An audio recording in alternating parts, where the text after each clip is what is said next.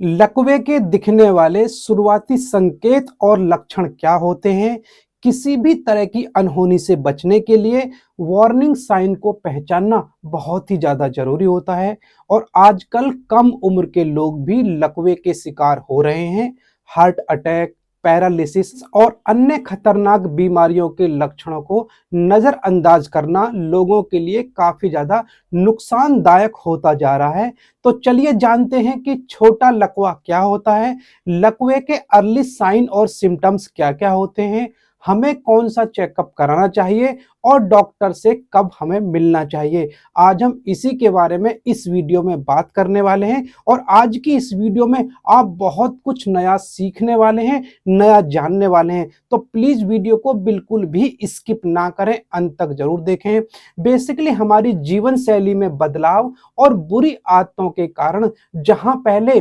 60 साल की उम्र के बाद लोगों को लकवा होता था, अब 40 साल की उम्र के बाद भी ये लोगों को होने लगा है। लकवा आने के लक्षणों के बाद यदि शुरुआती 3 से 4 घंटे में मरीज डॉक्टर के पास पहुंच जाए तो वो जल्दी ठीक होने की संभावना उसकी बढ़ जाती है। लकवा एक तरह का वायु रोग होता है। इसको हम पैरालिसिस, लकवा या पक्षाघात के नाम से जानते हैं। इसमें मांसपेशियों की जो कार्यविधि है वो काफी ज्यादा प्रभावित होती है और इस हालत में शरीर के किसी एक भाग की मांसपेशियां काम नहीं करती हैं। यानी कि ऐसी अवस्था में लकवा से ग्रस्त व्यक्ति एक से ज्यादा मांसपेशियों को हिलाने डुलाने में असमर्थ हो जाता है और ऐसी स्थिति तब आती है जब हमारी मांसपेशियां और मस्तिष्क के बीच संचार ठीक से नहीं हो पाता है। लकवा शरीर के एक क्षेत्र में या पूरे शरीर में हो सकता है, यानी शरीर के एक तरफ भी हो सकता है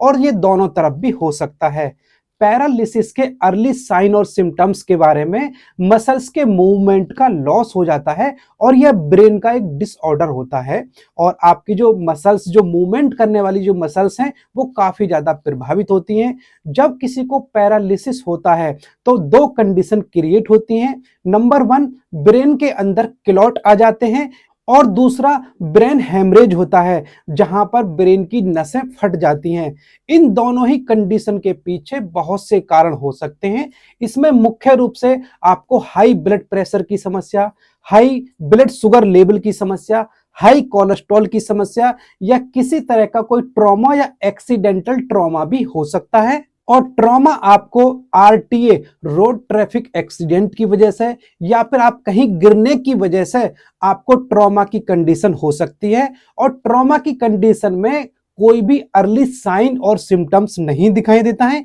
क्योंकि यह कंडीशन अचानक इमरजेंसी में डेवलप होती है। लेकिन जहां तक हाई ब्लड प्रेशर की समस्या है, हाई कोलेस्ट्रॉल की समस्या है, हाई ब्लड शुगर लेवल की समस्या है, तो हमारी बॉडी कोई ना कोई साइन, सिम्टम्स और इंडिकेशन हमारा शरीर देता है जिसको नजरअंदाज करना काफी ज्यादा नुकसानदायक हो सकता है। इसलिए हमें उसे नजरअंदाज नहीं करना है। अगर किसी को पैरालिसिस हो रहा है तो उसकी स्पीच थोड़ी लंबी हो सकती है, जैसे कि वो कुछ चीज मांग रहा है, जैसे उसको बोलना है कि मुझे किताब दे दो, तो वो इसको बोलेगा मुझे किताब दे दो। तो उसका जो बिहेवियर चेंज आपको लग सकता है और हो सकता है कि उसके हाथ पैरों में झंझनाहट महसूस हो रही है, हाथ पैरों में टिंगलिंग सेंसेशन उसके में हो रहा हो और पेशेंट को लग सकता है कि मेरा एक साइड का हाथ, एक साइड का पैर या सिर्फ हाथ या सिर्फ पैर इफेक्ट हो रहा है और किसी सामान को वो उठाने की कोशिश कर रहे हैं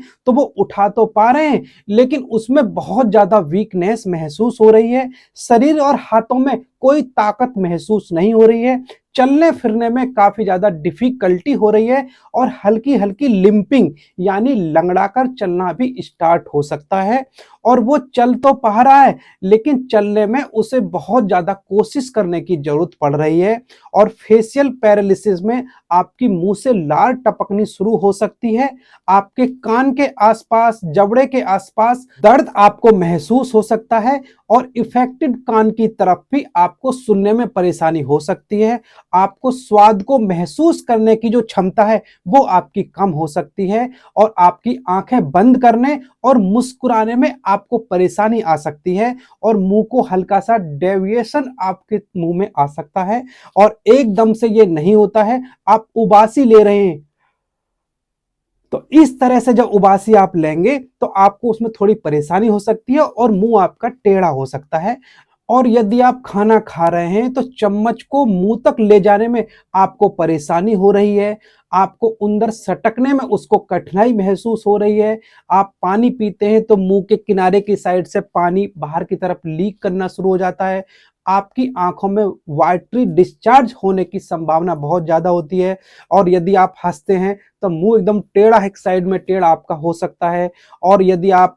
एक तरह से आंखों को दोनों तरफ से जोर से बंद करेंगे तो एक आंख बंद नहीं होती है। तो ये जो समस्या है वो पैरालिसिस, जो फेशियल पैरालिसिस होती है उसमें बहुत ज्यादा ये अर्ली साइन दिखाई देते हैं। तो ये सारे जो जितने भी मैंने आपको बताए हैं अर्ली साइन और सिम्टम्स होते हैं कि आपको लकवा हो रहा है या होने की संभावना है, इनको समझना और जानना आप लोगों के लिए बेहद जरूरी हो जाता है। यदि आपके आसपास ऐसा कुछ हो रहा है, आपको ऐसा कुछ दिखाई दे रहा है, आपको खुद में इस टाइप के सिम्टम्स दिखाई दे रहे हैं, आपको महसूस हो रहे हैं या किसी फैमिली मेंबर को आपको इस टाइप के लक्षण नजर आ रहे हैं तो जितनी जल्दी हो सके नजदीकी डॉक्टर की सलाह के अनुसार आपको उसकी एमआरआई करानी चाहिए, क्योंकि ब्रेन की एमआरआई करने से आपको ब्लड क्लॉट की जो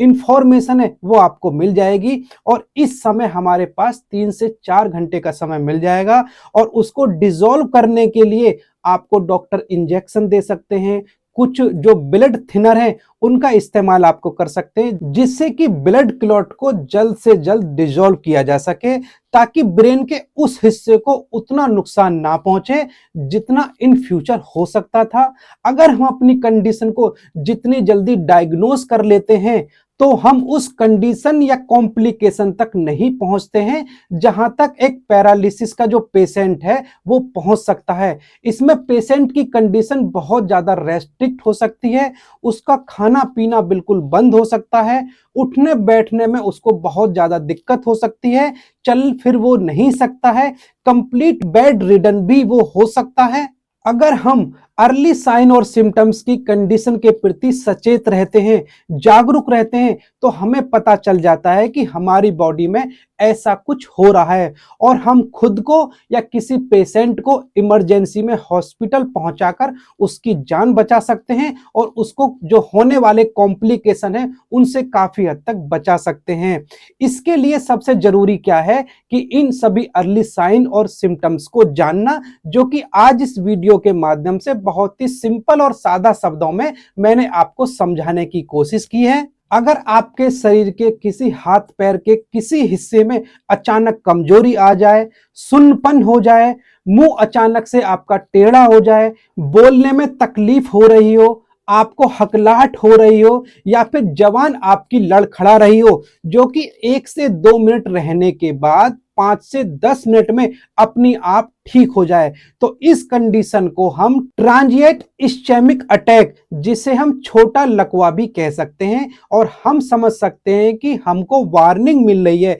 एक सिग्नल, एक सिम्टम्स मिल रहा है कि आपको बड़ा लकवा पैरालिसिस हो सकता है। और गवर्नमेंट हॉस्पिटल में एएफपी, एक्यूट फ्लैसिड पैरालिसिस के जो केस होते हैं वो इसी टाइप के होते हैं, उनको रिपोर्ट करना बहुत ही ज्यादा जरूरी होता है और जिससे कि जल्द से जल्द उस चीज को डायग्नोस किया जा सके, उनका ट्रीटमेंट किया जा सके और गवर्नमेंट हॉस्पिटल में ये सुविधा बिल्कुल फ्री होती है। और यदि आपको इस टाइप का कोई अटैक आता है जिसको हम ट्रांजिएंट इस्चेमिक अटैक कहते हैं, तो इसको बिल्कुल भी नजरअंदाज ना करें, नजदीकी डॉक्टर की सलाह आपको तुरंत लेनी चाहिए और अपने आगे के चेकअप भी कराने चाहिए। और किन लोगों को लकवा होने का खतरा ज्यादा होता है, इसके बचाव के लिए हमें क्या करना चाहिए और लकवा कितने प्रकार का होता है, लकवे के कारण और लक्षण कौन कौन से होते हैं और लकवा होने पर क्या घरेलू देसी इलाज हमें करना चाहिए? अगर आप चाहेंगे तो मैं इसकी फुल वीडियो जरूर से लेकर आऊंगा।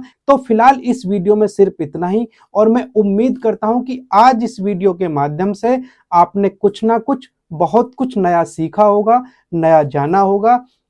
वीडियो में बताई गई जानकारी आपको अच्छी लगी होगी तो प्लीज वीडियो को एक लाइक जरूर दीजिएगा, कमेंट करिएगा, शेयर करिएगा। चैनल पर पहली बार आए तो प्लीज चैनल को सब्सक्राइब करिएगा, साथ में बेल आइकन जरूर दबाइएगा, जिससे आगे आने वाली हर नई वीडियो का नोटिफिकेशन सबसे पहले आपके पास पहुंचे। यदि आप जानना चाहते हैं कि खून को पतला करने के कारगर तरीके कौन कौन से हैं, इसके लिए आप ये ऊपर वाली वीडियो देखें, और कोलेस्ट्रॉल और ब्लॉकेज की समस्या को जड़ से खत्म करने के लिए क्या करें, इसके लिए आप नीचे वाली वीडियो